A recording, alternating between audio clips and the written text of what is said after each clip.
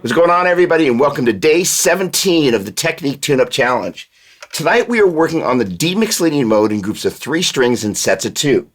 Starting from low E string, basically we're going to take the 6th string through the 4th string. We're going to do that in pairs of strings, as in 6th string, 5th string, 5th string, 4th string.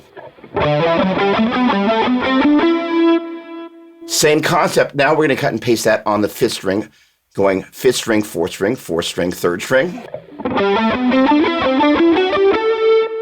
Cut and paste that onto the 4th string, onto the 3rd string. Flip that around.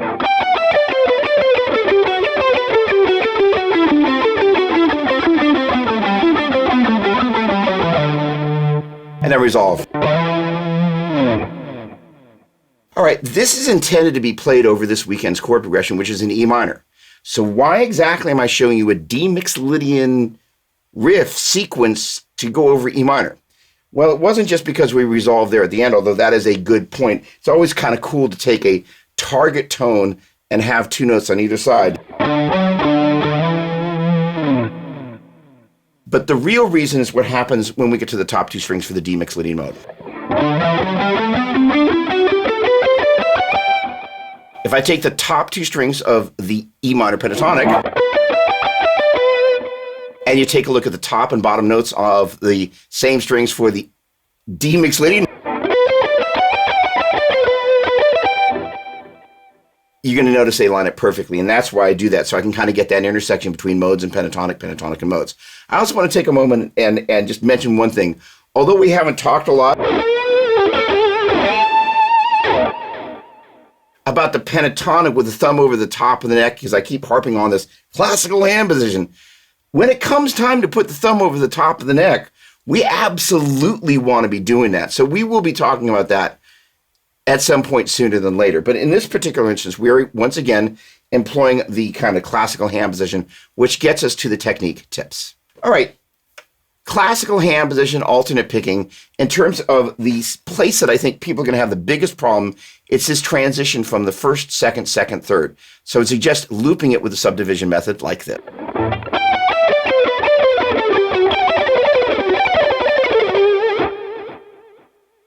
And like all of those sequences, I was waiting for the delay to stop, by the way. That's why I went, just in case you were wondering.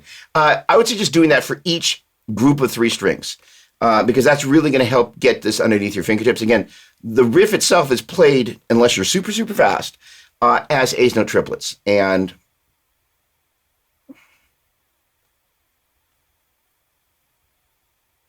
no, actually, in the actual progression, when I would have been playing it, 1, 2, 3, 4, that's 16 note triplets. So I guess I am playing it really fast. But the point being is that you can play it as 8th note triplets and feel no shame.